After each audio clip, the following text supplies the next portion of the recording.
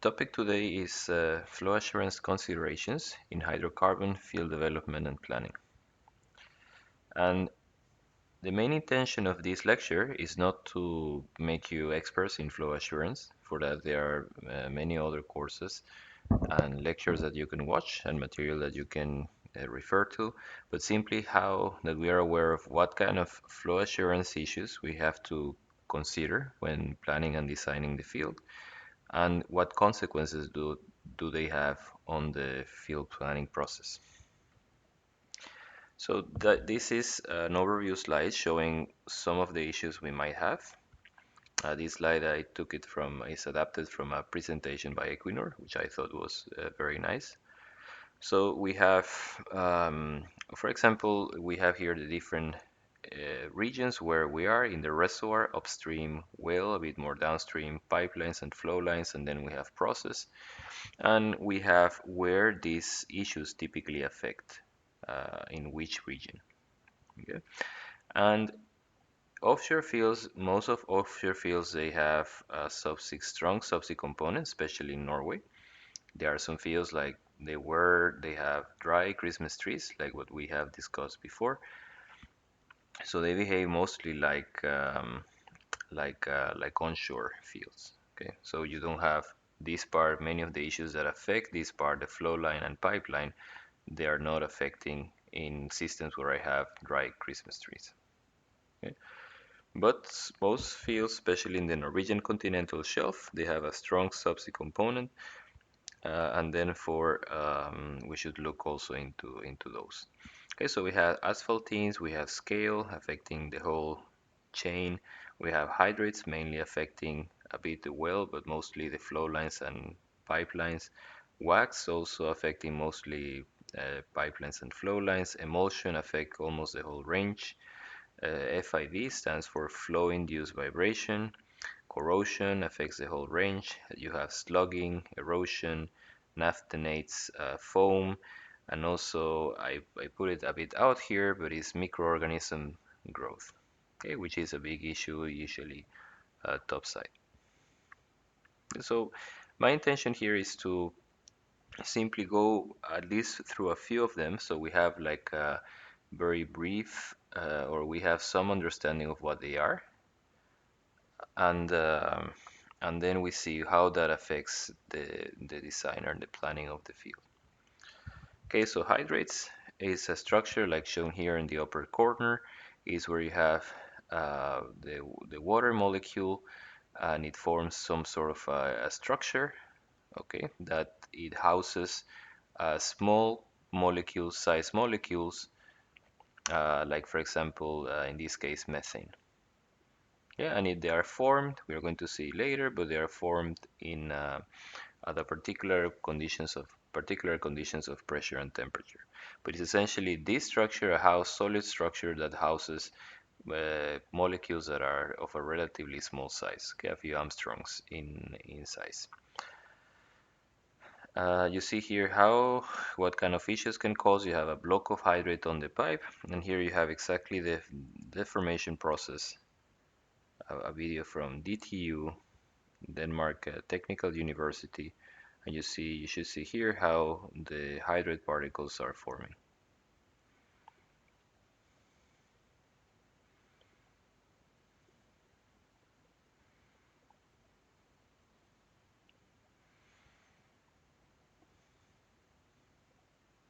Okay, so some of the conditions of formation of hydrate is that you need to have first water, because this this solid structure, this crystal, is made out of water molecules that are aligned in a certain way due to the hydrogen bond. And then you have small hydrocarbon molecules, especially methane. You have methane hydrate, but you can also have hydrate of CO2, for example. And you have also a particular range of pressure and temperature. In a very simplistic way, if we make in our pressure and temperature like that, the hydrate equilibrium line is something like this for high pressures and relatively low temperatures, okay? Or you want also to have for very low temperatures, you have relatively lower pressures, okay? And all the area that is to the right, it's where you don't have any risk of hydrate, and where you have to the left, you have formation of a hydrate.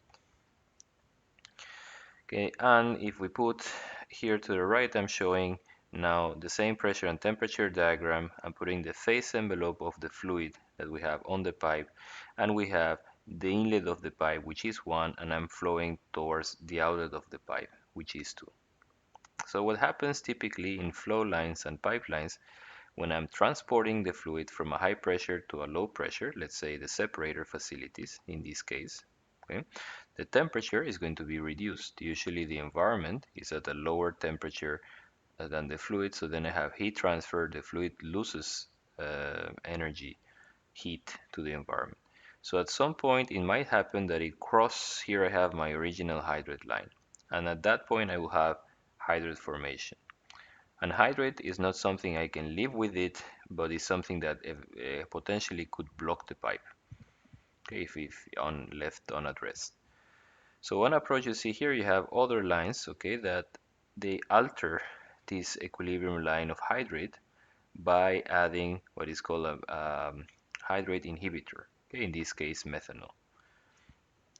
Okay, and if you add 30% weight, that's on the water. That means that the liquid phase, the free liquid phase, has 30% methanol, and then the is pushed quite a lot to the left. And then you have to choose an injection and amount of methanol, considering the amount of water you have, such that at the exit of the pipe you don't have any risk of hydrate formation. Very quickly, wax basically are these also um, um, large alkanes, paraffins molecules, 618 to 636, and they are alkanes, they are like long chains. Okay, and they form also these plugs, okay, they accumulate on the wall, and they can also cause plugging. Okay. The main difference between wax and hydrate is that this process occurs gradually. So you have an accumulation, it's like when you have accumulation of fat on the arteries, and that causes that they will become, the cross-section area will become smaller and smaller. So it's not something that suddenly plugs the pipe, but it's something that is more gradual. Okay, here you have a diagram. It's mainly, we're going to see just now a diagram, but essentially if you paint it in pressure and temperature, you see that you have a region for low temperatures that essentially you have wax, okay, where these wax particles come out of solution. Okay, that's an experiment where I'm measuring the oil viscosity, and I reduce the temperature. So in this region you simply reduce the temperature and the viscosity is increasing. At some point you have what is called the the cloud point, okay, or also called the watt, which is the wax appearance temperature.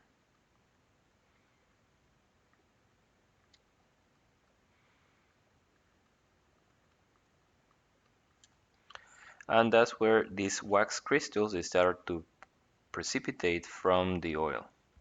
It has an oil we are measuring its viscosity. And of course, after that point, you have an increase in viscosity on this direction due to, one of them is due to the temperature, simply the viscosity is increasing when I reduce the temperature, but also you have these wax particles that are causing the rheology of the fluid to change.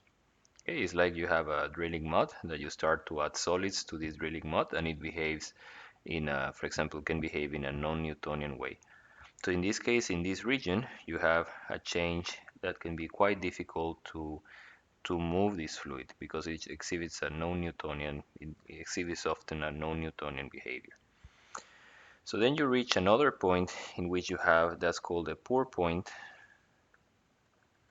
okay, in which it becomes extremely difficult or impossible to flow normally. So if you have, the analogy is if you have on a glass, you have this oil, so then you try to pour it and it will be fairly solid or very difficult. It will take long time to to move. Okay.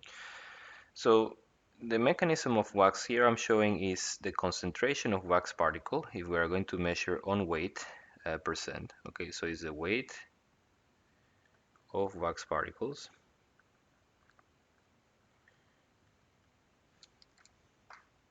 okay,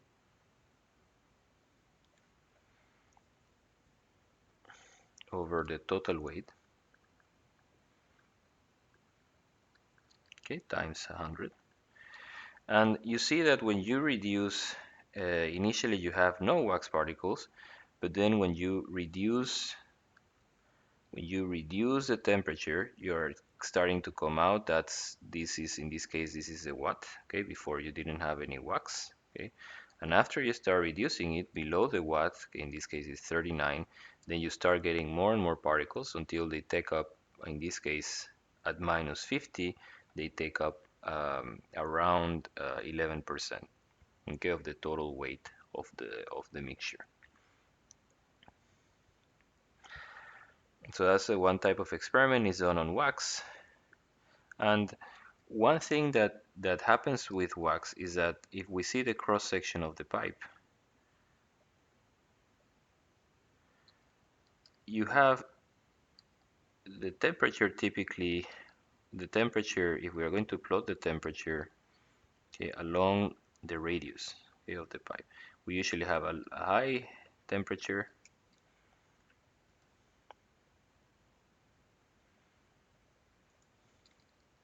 okay, and it's starting to reduce until we reach the wall, okay, and then it continues to reduce.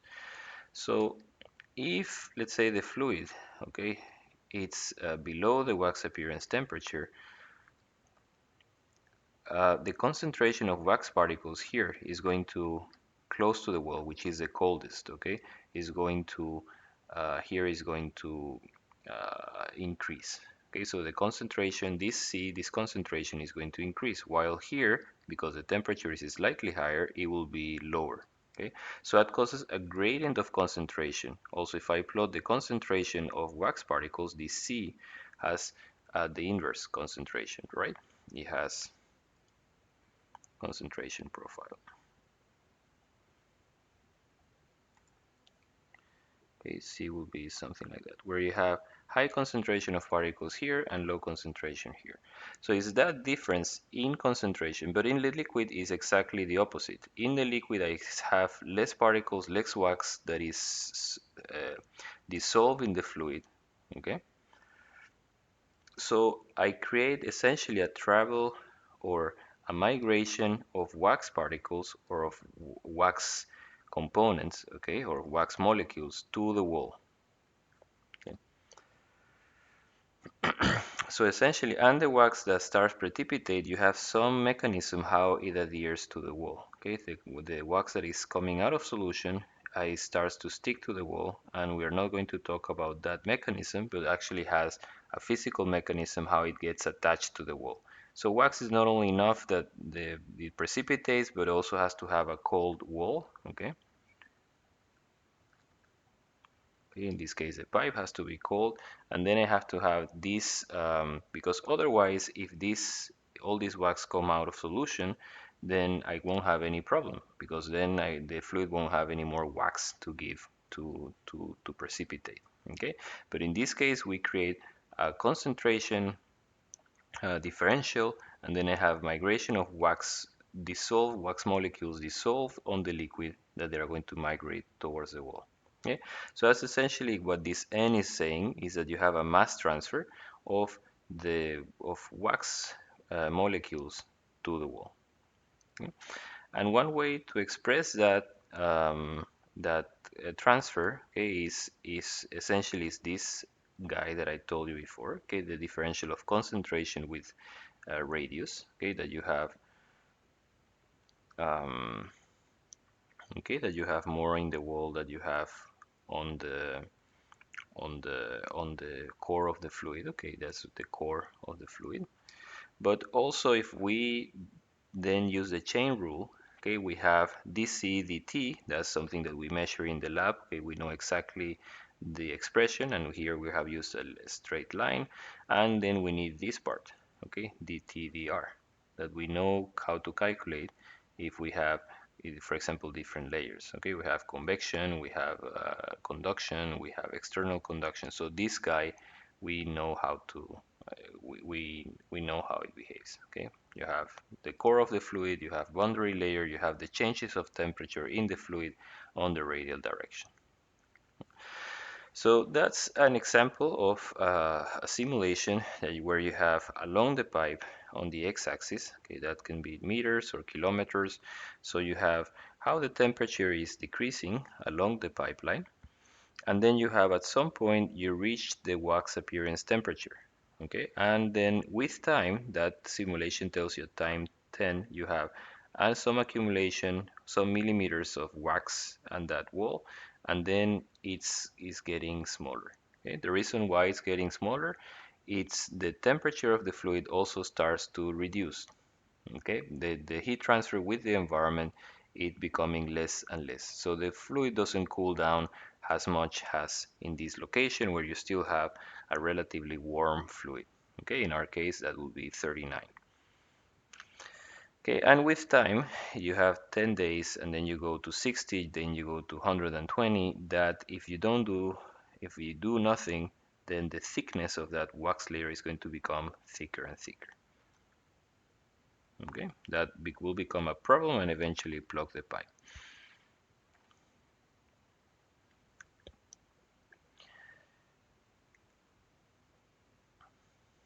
Okay, so that's the wax profile that I think we have calculated in an exercise some previous years, where you essentially use that equation to calculate what is the transfer of wax to the wall, okay, with that equation, and then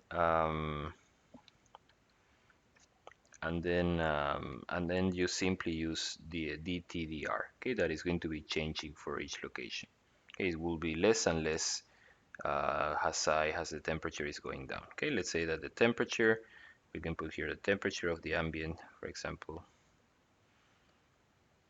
Yeah, and what's driving the process is essentially this. What defines the dTdr is basically that difference. Okay. Okay, asphaltenes, they are a bit from the same family of wax, but quite different. So it's also some solid tar-like substance like asphalt on the street, but instead of being made by long alkane chains, is made by this type of components. Okay, cyclic, that have oxygen, have nitrogen, have sulfur, okay, and are cyclic hydrocarbon, and quite heavy with a very high molecular weight. And of course they make is much more like a crystal-like structure, much harder than wax. And here we see they caused by a few mechanisms we are going to discuss on our summary table later. But essentially, if you add a light component, okay, like lighter alkane or lighter some paraffin, some gas, it affects the solubility of this component in the oil. Okay, and then it precipitates.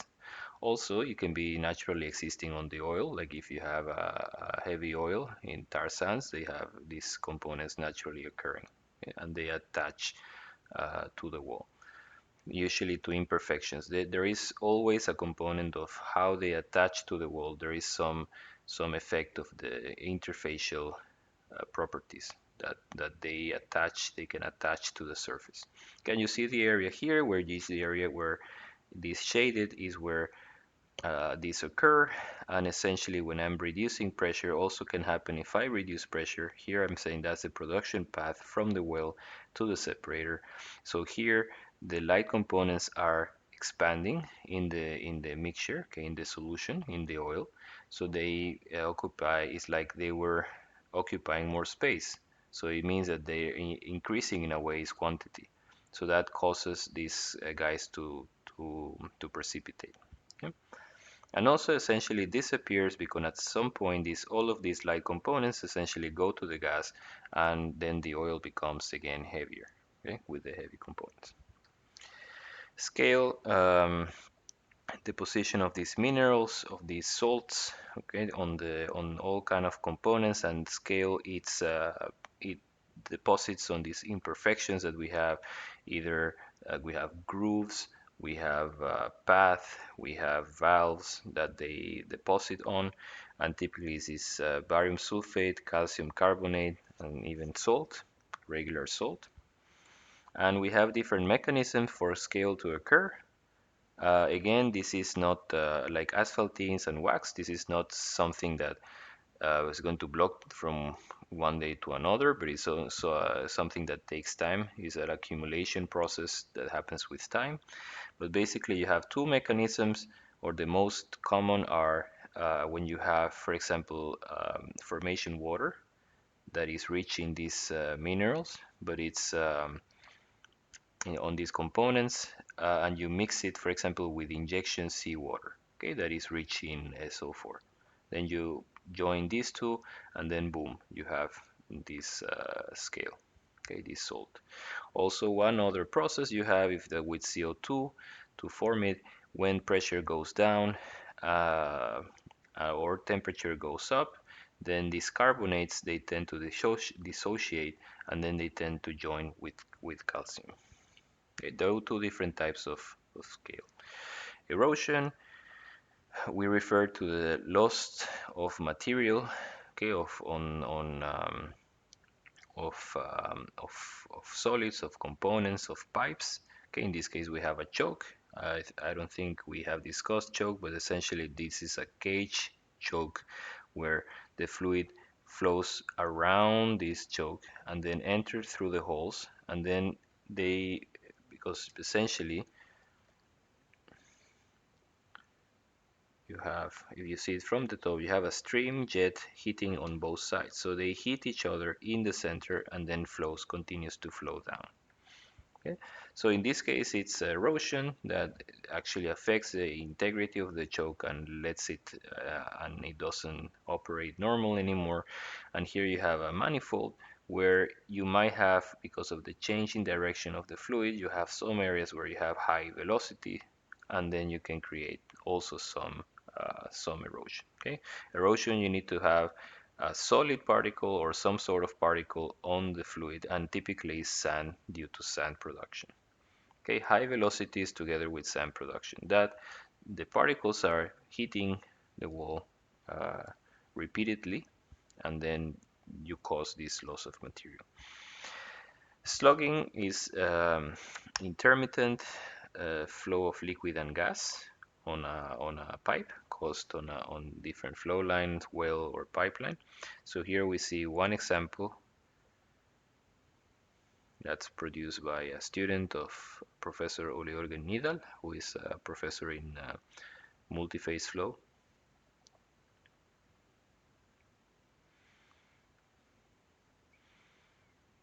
Yeah, and essentially here you're not producing anything, simply zero production. Yeah, and that process has been is slowed down significantly, so we can see what happens, but in the reality it can happen much quicker.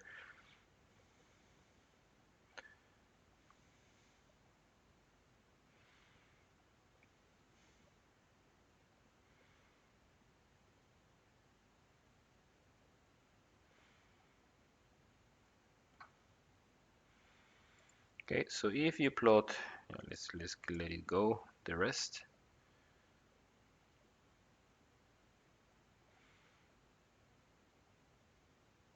Okay, so if you plot here, we plot the Q of liquid with time. Okay, we're going to get simply, we didn't get, let me change the color.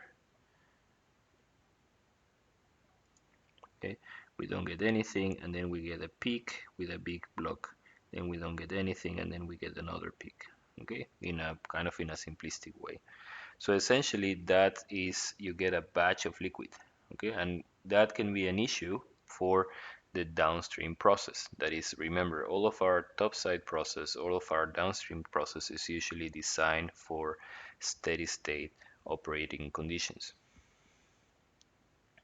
Yeah, like for example, in this, if we consider a vertical separator, and we have a valve here, a control valve, Okay, and remember we have a floater, we have some other liquid level, and then that's affecting that valve. So we have different levels in this separator. Okay, we have normal liquid level, we have low alarm level, then we have low alarm, low, low, okay, or level alarm, low, low. Okay, so if the at this level alarm level, you will get a warning. The operator will get a warning that you have reached that number, you have reached that value, and that you have to do something. And if it doesn't do anything, then in this, usually in this level alarm low low, then simply you have a shutdown. Okay, and the same thing when it's high, you have level alarm high and level alarm high high. So when the point is that when you get a slug, okay, let me change again the color. Okay, typically you have some room for the slug if something happens. Okay, you have some distance or some volume in between their normal liquid level. Okay, and this will be your buffer for slug handling. Okay.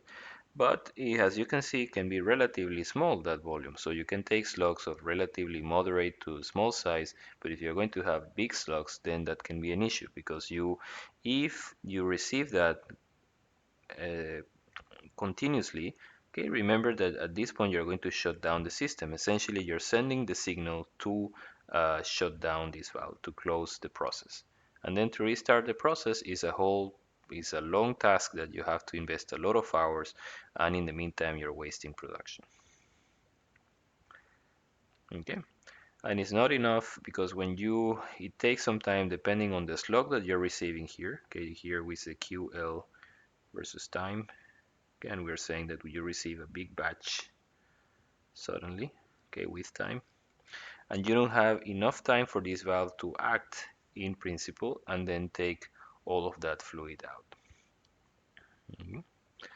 The same thing here, we have another example. If you have a horizontal separator, okay, and the main risk there is if you go above this level, okay, then you're going to get significant entrainment of liquid on the gas line, okay. Um, Here is a video. So what we do in case we know we need to handle the slugs, and this is typical in pipelines that have gas and liquid.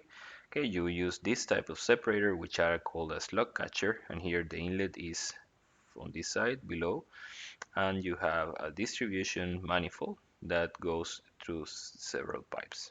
And here you have liquid, and you see how the slugs come and they accumulate.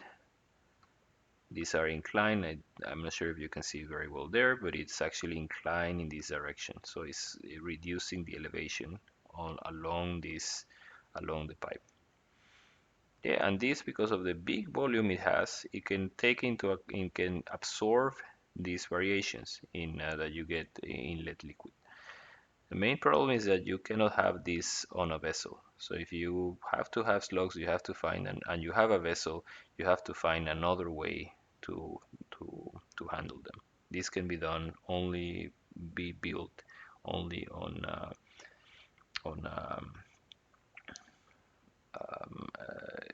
kind of land facility. Okay, another problem we have corrosion. This electrochemical reaction when I have that I lose material in one part of the material, one part of one area location, and then I gain on another, and that can cause a lot of issues with integrity. You see here a part of a casing that has pitting, okay, and you have another part where you have the growth of material, and it actually is the contact of the metal with water. Okay. And you have another typical issue when you have transportation of gas, for example, with water that is either free or condensing from the gas, that you can have this corrosion. Okay, you can have this is called top of line corrosion.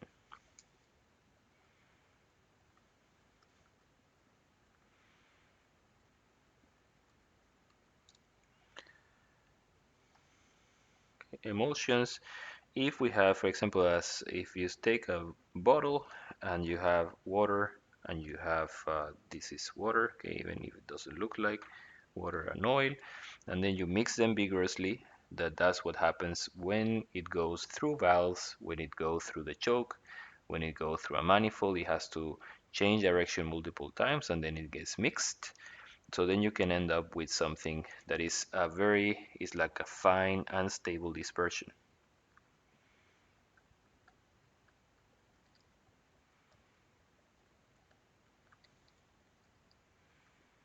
Okay, if we look at it, we still see some in-case particles of oil. Okay, if we are saying it's a dispersion, fine dispersion of oil in water. Okay, very fine and very stable.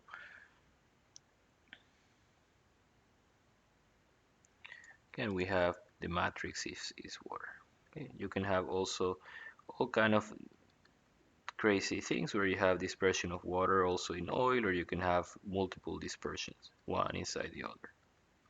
Okay, but essentially the definition of an emulsion is that it becomes quite stable. So to separate, it will take significant time. Okay, and it's also the sizes are very small. And one of the problems we have for separation that's important, if this mixture, emulsified mixture, reaches the separator, then remember separators typically have retention time in the order of minutes. Okay, we're saying maybe 3 to 5 minutes. But if you take to separate this a few fraction of an hour or hour, then it's not something that you will be able, you will need a much bigger volume. Okay, so you won't be able to separate it. Another issue it has is that this emulsion, if here I'm plotting the viscosity of the mixture of that emulsion, okay, with the amount of water it has. So this will be 100% water, this will be 100% oil, and when I increase the amount of water, okay, simply have a behavior which it's here I have a water in oil dispersion in a matrix, and then I have that it's increasing, okay, until I reach an inversion point, okay, and then it starts to decrease. And that inversion point can have, you see here the change. The regular oil had a viscosity of 80 centipoise, but when I add water, simply I get a viscosity of it's almost like 10 times more. Okay, 8 to 7 times more, let's say, which is a big problem for transporting this fluid in the flow lines. And after that I have this sudden drop. So remember in the field, in the life of the field, when I have the water cut and I have time, okay, the water cut typically I don't have much, but then it starts to increase, okay. So I'm going to pass probably 90% I have here, and I'm going to cross at some point. I'm going to, if I have some problem with emulsion, I'm going to experience this issue on my field. Foam, okay, when the gas becomes trapped in small uh, covered by oil, by the liquid. Again, it's also a big issue to separate this foam and also triggers the level control of the separator. So here we have a summary table, and I hope you don't get too bored by looking at this table, but we have first um, hydrate. The cause of hydrate we have discussed before can cause sudden blockage, and one of the measures we have are to reduce the hydrate formation region that we have seen before. Simply you do continuous or you do on-demand injection of chemical inhibitor. Okay, maybe the pipeline during regular conditions is outside of the hydrate region, but when I shut down production, okay, I'm letting the fluid be stagnated and it's going to cool down, and I might have the formation of a hydrate plug, okay, that is going to plug the pipe. So in that case, I might want to inject some inhibitor before I shut down production. Okay. Other mechanisms are to restrict, you remember the T and P along the pipe, they go inside the danger region. So some measures are to avoid that they are going inside. So one thing is to avoid that they lose too much temperature. That means improving the thermal insulation. You are giving energy to the fluid also to compensate for what is lost to the environment. And then you have electric heating and other solutions. You also have some chemicals that they try to mess with the kinetics of the hydride formation, okay? Because you can have crystals, but then they start to agglomerate, and that's when it causes the blockage of the pipe. But these are not such traditional measures. Then you have others that I put here in red because they haven't been tested on the field. But you have cold flow that you try to this agglomeration process. You try to avoid it, okay, somehow. And water removal and gas dehydration. If I take out the whole water from the stream, then I won't have any hydrate problem. The main thing is that even the gas, if it doesn't have any water at the inlet of the pipe, it will gradually, when the temperature is reduced, it will gradually start to condense water from the gas.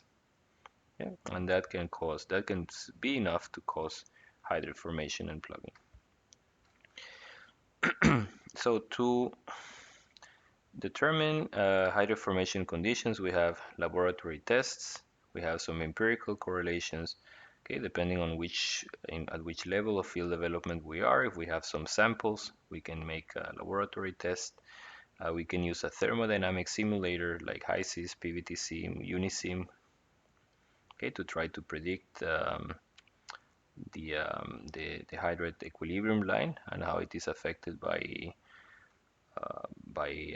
inhibitor. Okay? And then you need also tools to be able to determine the pressure and temperature evolution along the pipe. Okay, and for that we use typically a multi-phase simulator like Olga or LedaFlow, or we could also use CFD, for example, for equipment, for manifolds, for bigger equipment that we don't know exactly how they're going to cool down for with a shutdown, okay, and how the MEG will be distributed. These simulations we have to make for many. Remember, the rate and pressure is changing with the life of the field, so you have to repeat for many conditions along the life of the field. Okay, wax, we already said. The crude oil has these waxy components and they start to form at a temperature, basically when I reduce the temperature, and I need to have this DTDR, such that that's where you have the transfer of wax uh, molecules of waxy components to the wall, and they attach to the wall. Okay, they cause increased pressure drop. They reduce the cross-section area. They can cause, ultimately, if not addressed, pipe blockage, and they can change the fluid rheology, making it more difficult to flow, and even they can have gelling, which is this problem that you have to exert certain stress on the fluid for them to start moving. Okay, and sometimes gelling, this initial pressure that I have to apply has to be extremely big and simply sits stuck. Okay, one also consequence is that you create this layer on the wall, but that acts as an insulation with heat transfer. So essentially, when you have a thicker wax layer, then you're start to lose less heat to the environment. So it also gives you some help. Um, okay, some measures that we have peaking that we have discussed before. Essentially, we send um, uh, an rigid element through the pipe inside. We push it from one side and we receive it in the other end. Okay, and essentially this is going to scrap the wax accumulated on the wall. Another approach is avoiding that the temperature will drop significantly, so use thermal insulation, electrical heating. There are some sort of chemical inhibitor that try to again avoid that this wax will attach or will agglomerate with them. Dissolvers, after you have wax, it's trying to get this wax back into solution. Pipe coating, it's the wax attaches to the wall, so if you have some special coating that is phobic to these wax particles, then you might avoid that they will attach to the wall.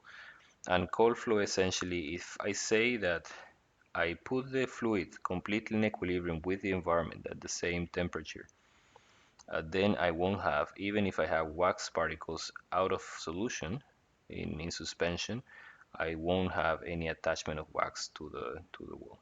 Okay, it hasn't been used. Laboratory tests, I use again the same simulators, but now they have to be transient because I want to see how the layer is going to grow and how often I have to estimate how often I have to do the pigging. Remember, pigging requires to shut down the facility production, and it requires to send this pig on the inside. Okay, and also now I might want to use CFD, computational fluid dynamics. Okay, slugging depends really on the dynamics of multi-phase flow of liquid and gas, but typically is when I reduce rates. Okay, sometimes I can have slugging with high rates, but typically is when I start to reduce the rates that the regime is no longer friction dominated, but the hydrostatic component starts being significant. Okay? Also, if I have liquid accumulation on low points. Okay? I have the main problem that we discussed already is that we have fluctuating liquid and gas input to processing facilities, which can cause an issue for the operation of the separators. And in flow lines and pipeline can add vibration, also added pressure drop, so it can essentially, we will be able to produce less if we have this slugging, and also can cause fatigue in mechanical components. Okay. Some things, if the slug size is small, that I can capture with the separator size, I can change the separator size. I can also decrease, for example, the diameter of the pipeline to increase the friction component and stabilize the slugs. I can maintain the flow above the minimum flow rate. That's what is being done in Osgard with the compressor. Gas lift in the riser base. Okay, essentially I inject gas on the riser base on the example that I showed you before. Okay, I inject gas at this point to ensure that it will flow uh, in a steady state condition. Choking topside sometimes helps, but remember choking creates an extra pressure drop and then I'm losing production. Pipeline rerouting, that's something that is typically done. I try to find a configuration that won't, if there is any configuration that won't cause slugs. Also, if I do subsea separation might help, but remember always after the separator the pressure will go down so more gas will come out of solution. Okay, so it can help slugging, but you always have gas and liquid in the. For that, trust very much on a transient multi-phase flow simulator like Olga and Leda to try to predict how, when, and for which conditions I'm going to have slug. I also do structural analysis using FEA, stands for finite element analysis, okay, where I try to analyze the structure, the fatigue, the vibration, okay, and I can do also laboratory experiments if I don't trust or if the conditions of slugging are, if I have big uncertainty on the model, that the model is not performing well. Then we have scaling, that, as I mentioned before, is the change of solubility of these components in the fluid. Okay. Okay, and remember it's water, which is a problem. They're caused because of these components on the water, and they can be by changes in pressure and temperature, changes in pH, mixing incompatible water, if I have CO2 injection, and on top of it, the scaling, the crystals, they attach to where I have irregularities. Okay, like when I have grooves for a subsea safety valve, subsurface safety valve, they are typically attached to it. They cause reduction of cross-section area, pipe blockage, but more importantly, malfunction of valves and equipment. Like the subsurface safety valve, that's something that is typically affected. Okay, some measures that I inject chemical inhibitor, something that avoids the formation of these compounds. Okay, some components that avoid the formation of these salts.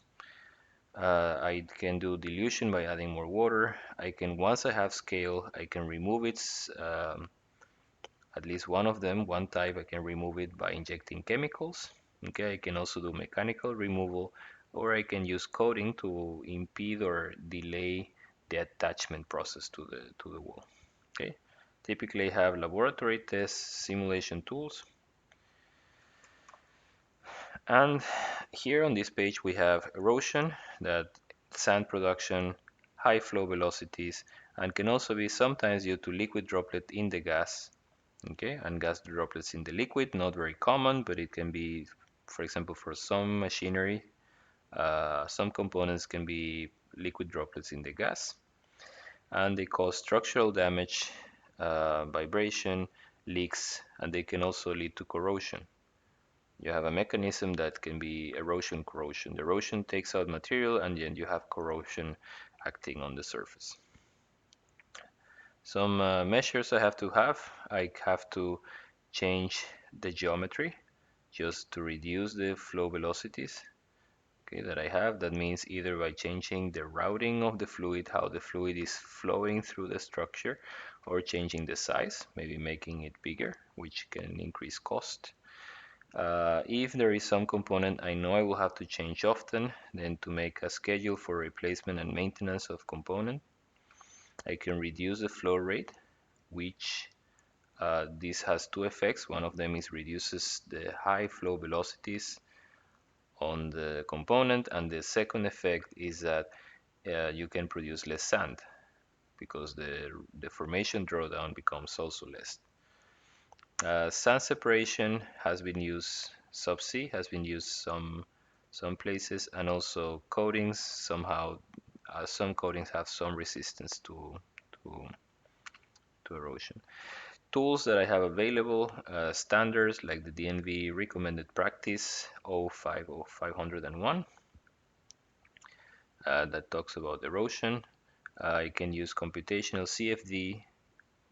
CFD, remember, it can also be done for 1D analysis, but essentially it's for 2D and 3D, where I try to model the flow inside some component. I do it inside a pipe, I do it inside a valve, inside a pump, and I can do some laboratory testing on some components to see what is their durability to erosion. Okay, corrosion causes the presence of water, oxygen. I have CO2 and H2S can also affect corrosion, can essentially cause leaks and integrity problems. The pressure won't be able to maintain the pipe, for example, the pressure rating that had originally. Some here I'm missing one, but it's essentially injecting chemicals to avoid corrosion.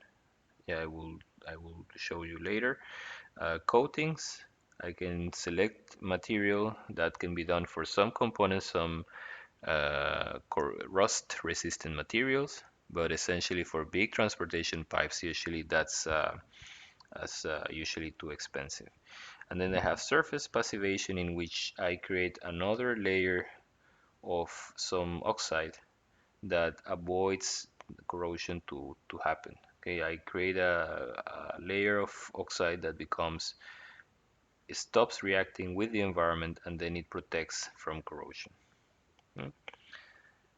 Laboratory testing, uh, then emulsion. We said how it can be done, what can cause. Okay, and here essentially injection of demulsifiers. I have some agents that um, they are going to the interface, and they're helping in improving the separator by acting against the effect of emulsifiers. Okay, that like asphaltenes is a emulsifier, and they also can have heating. Okay, because heating affects the properties, viscosities, interfacial tension of the fluids, and then it can improve separation. Okay, and for that I have to make laboratory tests, and I have to use multi-phase models to predict the delta P along the pipe. Asphaltenes, um, They cause also loss of equipment functionality. If it starts to accumulate on a separator, then the separator will have less space to handle the liquid, to separate the liquid and the gas. Okay, but it can also cause the asphaltenes. They um, locate on the interface, so they can cause issues in the interface, for example, of liquid-liquid or liquid-gas. So it can lead to emulsification and foamification. Asphaltenes, they have chemical injection, mechanical removal, but there is not really a good measure that works against asphaltenes, and I have to do laboratory tests or some other simulation tools. Okay, so more broadly, to try to summarize that table I have described before, one of the main remedies for all of this problem is simply some chemical injection. Okay, simply I give something, either an inhibitor that is supposed to avoid the occurrence of this problem. Other thing is how they affect my system design and for example, pipe and component insulation, if I need insulation or not for the temperature not to drop excessively and then have wax or hydrate or other problems. Heat tracing, in which I heat also the pipe. I wrap electrical resistance around the pipe, and then I um, try to give energy to the fluid to compensate what is losing. Lead legs, we're going to talk about it, what is a dead leg later. Pipeline routing that we mentioned for slugging, for example, we might have to take a longer route, but then we have less lower points where the liquid can accumulate, and then it can prevent the creation of slugs. Okay, well intervention, if I know there is something I have to clean often, like scale, or I have asphaltenes, or I have wax, then I have to plan how often I have to do that to go inside the well and clean. Water injection strategy also, if I'm going to what I told you, the mixture of for scaling, the mixture of water between seawater and formation water can cause scale, so then I will have to add chemicals. And also I have to define procedures when shutting down and starting up. Essentially, if I'm going to need to inject an inhibitor, for example, for hydrate reasons, and ensure the proper distribution of these chemicals. Here is an example of that's from the PDO of Erosion, yeah, and it's giving you an overview of different chemicals. So these chemicals A and B, is a scale inhibitor, A and B, two different types. Okay, I add one to the seawater and I add one to the produced water. So this probably is for injection, and this one is probably used for, because I can also have scaling in the water processing facilities topside. Okay, and you see the how often it says continuously, because I simply don't want to deal with scale at all. Corrosion inhibitor that goes on the water, that's where I have corrosion continuously. Okay. Emulsion breaker, okay, oh, this is the demulsifier, uh, is continuous on demand, okay, which is a bit strange, that I add to the oil and the water, total liquid. Okay. Foam breaker,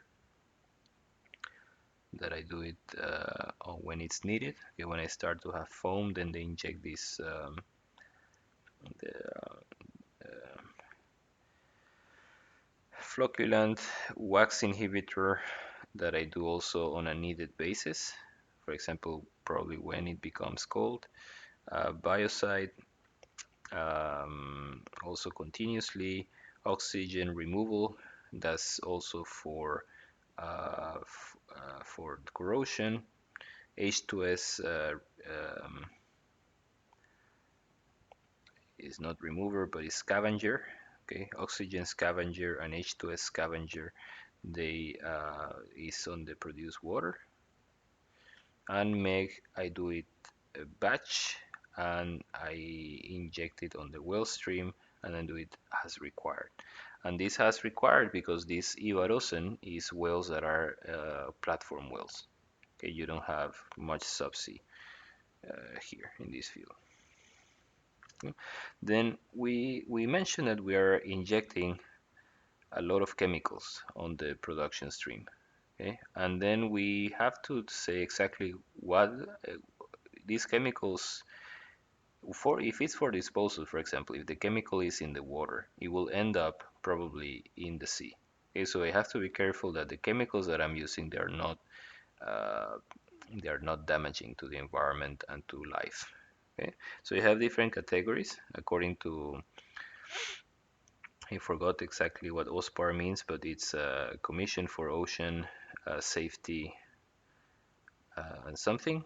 Okay, but it's a you have different categories. Green, that um, it says here substances that cause use and discharge offshore, which are considered to pose little or no risk to the environment. Okay, or have negative environmental effect. Uh, and this, for example, the MEG is in this category. The MEG is something that I can release without any problem. The main problem with MEG is that it's costly, and I have to inject a lot of it. Okay, then I have yellow, in which I have inorganic chemicals that have low that have low poisoning, and that they are break on 60% within 28 days. Okay, and then you have some other categories. Then you have red, which they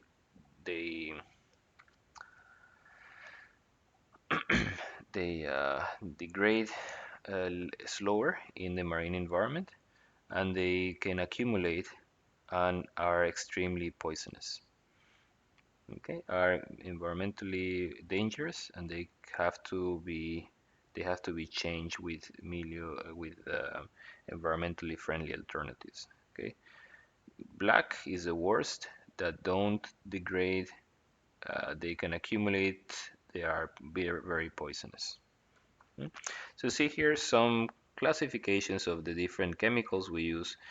Like for example, the scale inhibitor is yellow, okay, and is something that we put on the water, okay, and it will be on the water, okay, and it says that it can be moderate biodegradable or no biodegradable, okay, but it's not poisonous, and it's not going to accumulate in the food chain, okay. Emulsion breaker, these all of these are red, okay, and this emulsion breaker is dissolved in the oil, and it's going to be mainly in the oil, so it won't end up in the environment in this case. At least will 5% will be on the water. Okay, wax inhibitor, again oil will be in the oil, it will be completely in the oil. Foam breaker that you have is in the oil, it will be in the oil, it may be some concentrations in the water. Flocculant biocide, that will be in the water, and that will be on the injection water or the produced water, and they are uh, classified yellow because of they are poisonous. Okay, they are not biodegradable, and they are not going to accumulate in the food chain. Okay, if you want to know more about production chemicals, I suggest you to get this book. Very good. I think he's a professor from University of Bergen or Stavanger, if I'm not mistaken. Okay, but there you have more information on our course. I just want to make you aware of these issues, but you're not going to become experts in chemicals. Okay. So some tasks that we do during field development, during the early phase, DG0 to DG2, I simply have to detect potential showstoppers, okay, and communicate technical constraints or repercussions to the field planner. Okay, if I'm going to have slugs, if I'm going to have hydrate, I will have to inject methanol. If maybe it's a waxy crude, that can cause a lot of issues. And I have to run laboratory tests with the few samples that have been made. Later in the process, when I already have a concept and I'm preparing that concept, I'm preparing the feed, Then I have to refine the flow assurance strategy. I have to do even more laboratory tests. I have to define a management plan, what actions I'm going to take for each, prediction of pressure and temperature along my components, a study of startup and shutdown, system design and verification, and also this flow-induced vibration. Okay, so this is a comment about how do we get our chemicals subsea. So if we make, let's say we have our manifold, right? We are going to take a case for satellite wells. Okay, remember I either use a jumper or I use a flow line. Okay, and here I had essentially have one manifold, then I have other manifold. Okay. Typically or essentially, maybe inside the well, okay, when the temperature, when you shut in the well, maybe the temperature will still be enough that it will be above the, for example, the most important is hydrate, okay, that is going to block completely the pipe. All others, they wax, for example, you can have some wax accumulated, but it's not going to plug completely the pipe. Okay. And usually when I start producing again, that the temperature is increased, they are going to be dissolved again. Okay. But with the hydrate, for example, is very special. So let's say I have here these two, let's put two more wells.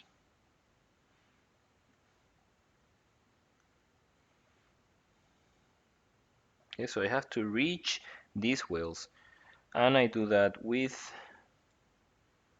change the color.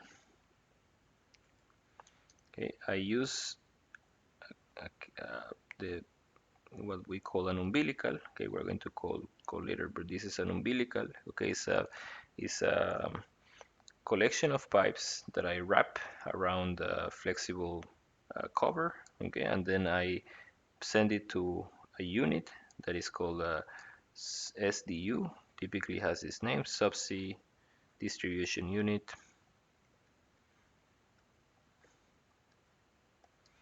Okay, and then here I provide to each well, I provide the chemicals that they need.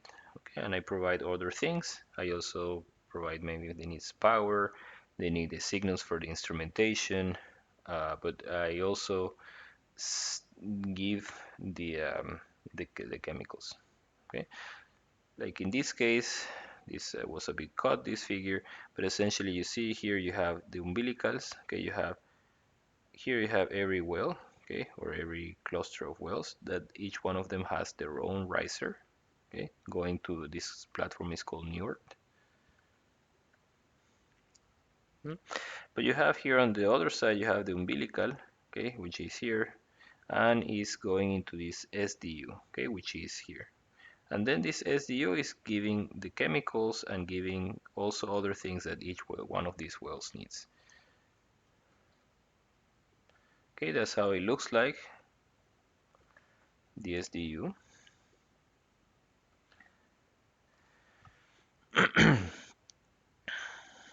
And you have okay, so you'll see for each well they have 1 2 3 4 5 6. Okay, it seems that they have 6 wells, okay, on each side. But essentially what you have, if you receive this umbilical, okay, that has all of these things, a scale inhibitor, has hydrate inhibitor, has biocide, corrosion, wax, okay, communication, power, hydraulic. Okay, remember this, we need, typically we activate valves. Remember the Christmas tree has quite a few valves, has the wing valve, the swap valve, has the master valve. Okay, all of these valves are operated with hydraulic lines, okay, with oil basically. Okay, then it goes into a manifold inside, and from that manifold you distribute to each one of the wells. Okay, well 1, well 2, well 3, well 4. And you have a valve. I think these valves that are here are these on and off valves that you have. Okay, simply a manifold. That's a cross section of the umbilical. Okay, that have what I told you, a cover, flexible cover made of strings of metal. Then you might have high voltage cable, in this case fiber optic for the instrumentation. You have lines for, and this big line usually is for MEG injection, is the biggest, and then you have other chemicals that are typically they are sent together, okay, or either they are sent in batches if the injection is um, occasional, or they are sent mixed together if their injection is continuous. Okay, and this super duplex is simply the material is used for. Okay, you have here a more prettier drawing of how it looks like. So you have the top side where you send this umbilical, this collection of pipes. Okay, and then you enter into this subsea distribution unit. Okay, and from there you distribute to each one of the wells. That's exactly what you have in your. Okay, and I think here you can see all the different hoses with all the different chemicals you have for each well. Now, for template wells, the system is slightly different. Remember, these satellite wells, it's not the most preferred if in the Norwegian continental shelf, at least. You use these template wells. So in template wells, you remember the manifold, okay? That the manifold had a few other things that we didn't discuss that much. We had the connection for each well, then we had the two routing valves, we have the two manifolds, and then we have the pigging valve, then we have these hips, okay, but we didn't discuss the rest. Now the rest is essentially all of these hydraulic lines, chemical injection lines, communication lines, okay. So on this side, on the left, you have the connection to the umbilical, is receiving that, and then is splitting to each, okay, and all of these valves, they are to split if I have chemicals to be able to send one or to one well or the other, okay. You see here the connector that goes to the well. There are sometimes things that I have to inject on the well, okay, or at least on the wellhead, okay, at least on the Christmas tree. So then I have these connectors are typically used in this case, which is like a multi-bore connector. I have one connection which is for the main production fluid, and I have some other connectors that are, for example, communication. I have fluids, okay, for example, MEG inhibitor, okay, and they have some guides to uh, be oriented in the proper way. Okay, so it's a multi-bore connector.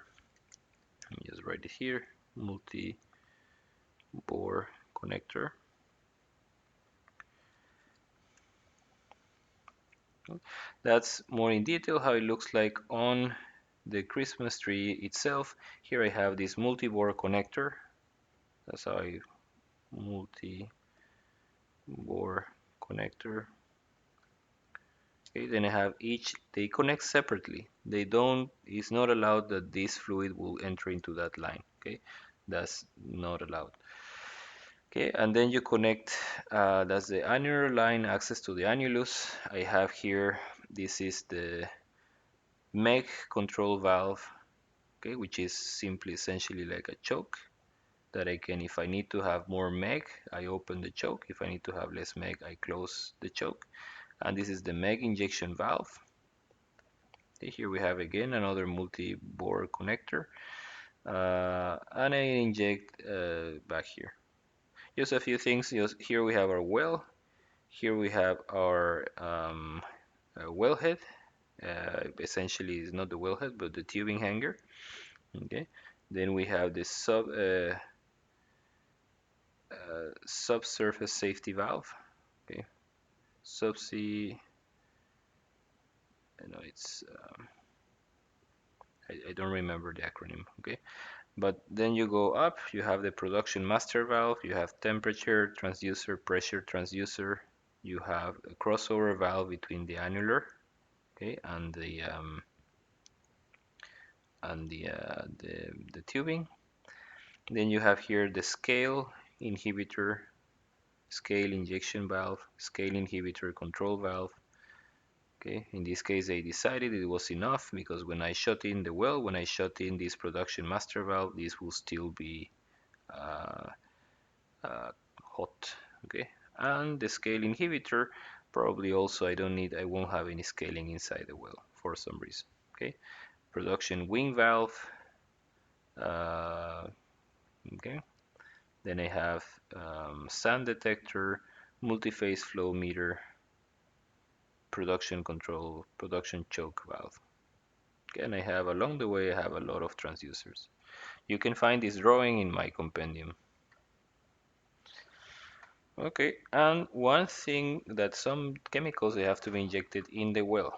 Okay, for example, corrosion inhibitor, scale inhibitor. You also the demulsifier. So you have, you say, the production casing.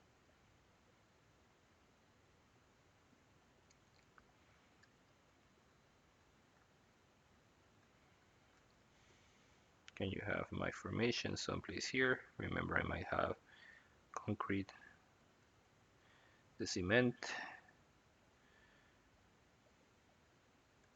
Okay, and I have my tubing.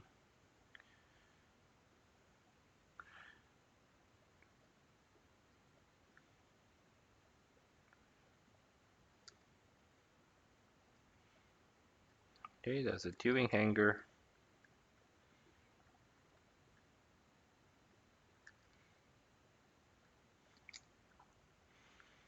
And then what you need to have,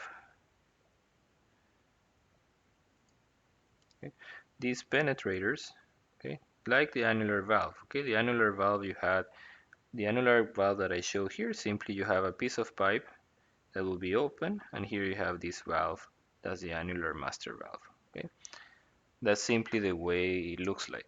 But when you're injecting a, for example, let's say a demulsifier or scale inhibitor, so you have to pass it through the tubing hanger, and then you have to prolong with a capillary line. It's almost a very thin hydraulic line, and you're going to inject it where you need it. Okay, usually if it's a demulsifier scaling, you want to inject it almost at the bottom of the well. Okay, so that will be, this is what we call, this part is the penetrator. This is a capillary line. Okay, and this has some other names, but they call it the mandrel. It's called an injection mandrel. Okay, so depending how many things I have to inject, either I use the same line, or if they are not compatible with each other, that's something also very important with the selection of the chemicals. If they are compatible, I can send them on the same line, all mixed, but if they're not compatible, they can cause issues, then I have to create a different line. Okay, let's say, for example, scale.